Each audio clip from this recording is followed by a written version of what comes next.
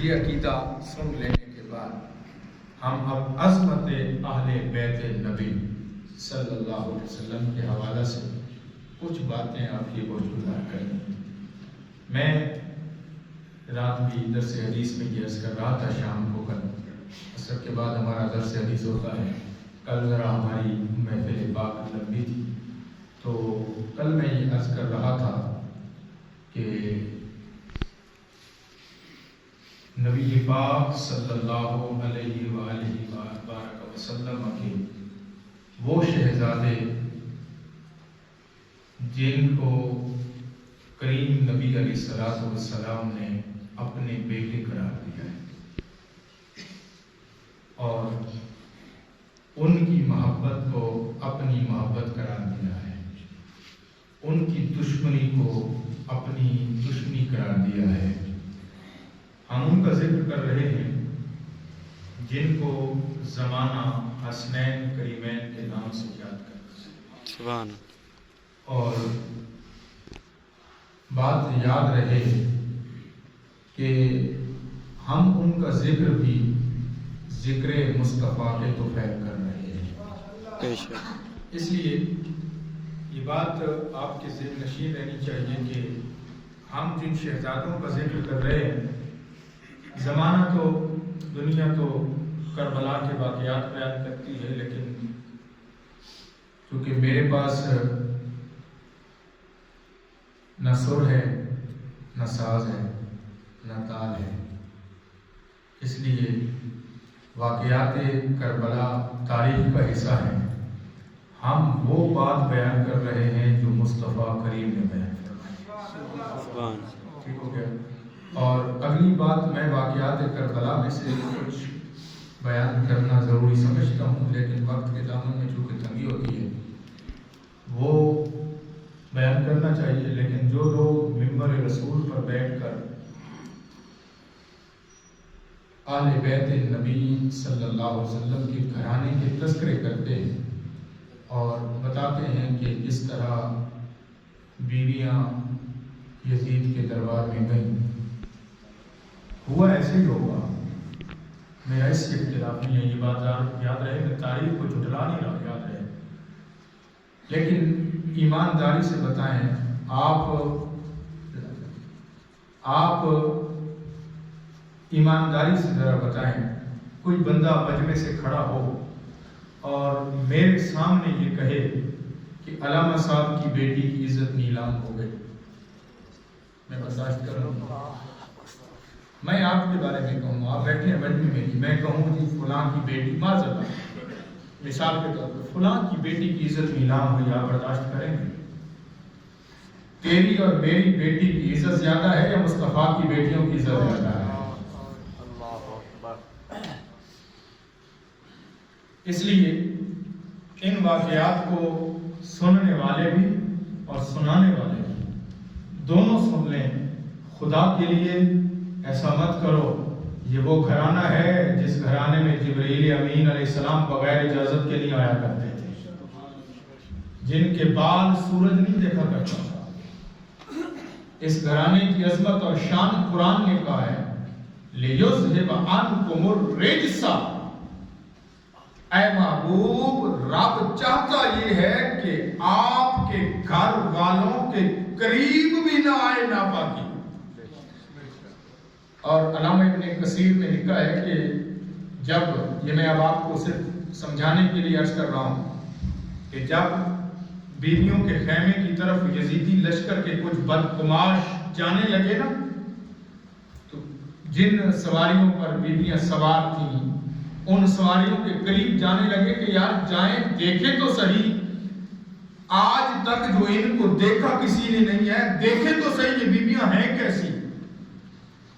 تاریخ گواہ ہے ابھی وہ قریب نہیں پہنچے، ان سواریوں جن سواریوں پر وہ سوار تھے ان کے پاؤں سے کنکر نکلے، یزیدی لشکر کے جو بدقماش جا رہے تھے رب نے ان کو وہیں پر اندھا کر۔ جو رب خانہ کعبہ کی حفاظت کے لیے ابابیل بھیجتا ہے، وہ رب جو کعبہ سے افضل گھرانہ ہے محمد مصطفیٰ کا، اس کی حفاظت کا کتنا انتظام سبحان اللہ. اس لیے آپ احباب کو سب سے پہلی بات امام حسین کی کتنی عظیم شان ہے جی. پہلی حدیث پاک عرض کر رہا ہوں. میں نے آپ کو کہا ہے میں وہ بات عرض کرنا چاہتا ہوں جو اللہ کے رسول نے کہی یا اللہ کے نبی کے صحابہ نے رضوان اللہ تعالی علیہ اجمعین انہوں نے بیان کی ہے. ہم آئیے اس کی طرف پڑھتے ہیں. ان ابی رافع قال رأيت رسول الله صلى الله عليه وسلم أذن في أذن الحسن بن علي حين ولدته فاطمة بالصلاة. ترمذی شریف، ابو داؤد شریف اور مسند امام احمد بن حنبل اس کے حدیث ہے. حضرت ابی رافع بیان کرتے ہیں کہ جب اللہ نے فاطمہ بنت محمد صلی اللہ علیہ وسلم رضی اللہ تعالی عنہا کو صاحبزادہ امام حسن عطا فرمایا، حضرت امام حسن کے کان میں سب سے پہلے کریم نبی علیہ السلام نے آذان ارشاد فرمائی. سبحان. کیا ارشاد فرمائی؟ آذان کس نے کہی؟ رسول اللہ نے. کس نے کہی؟ امام حسن اور امام حسین دونوں کے کان میں اذان رسول اللہ نے کہی. اب میں کوئی بات عرض کرنا چاہتا ہوں اس حدیث کے تناظر میں. اور اذان بھی نماز والی کہی. نبی پاک صلی اللہ علیہ وآلہ وبارک وسلم نے کان میں اذان کہی.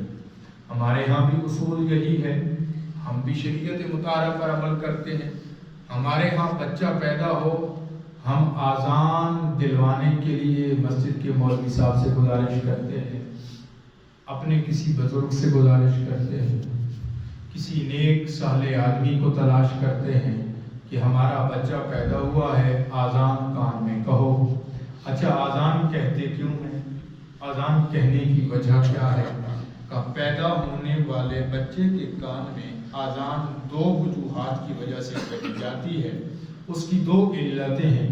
پہلی علت یہ ہے کہ بچے کو یہ بتانا مقصود ہوتا ہے کہ تیرے کان میں اللہ کا نام بلند کیا جا رہا ہے، تو اللہ رب العالمین کی مخلوق ہے، ہمیشہ تیرا سر تیرے مالک کے حضور جھکے اور سن اللہ اکبر اللہ اکبر. اس کو بتایا جاتا ہے اللہ سب سے بڑا ہے، اللہ سب سے بڑا ہے. بے شک. یہ میں کہوں آذان، آپ کہیں، آپ میں سے کوئی بزرگ کہے، کوئی صالح کہے، آذان کا یہ مقصد ہے. میری اور آپ کے کہے ہوئی آذان سے ہم بزرگ اس لیے تلاش کرتے ہیں کہ وہ مجھ سے بہتر ہے، امام مسجد مجھ سے بہتر ہے، اس لیے ہم ان سے آذان کہلواتے ہیں.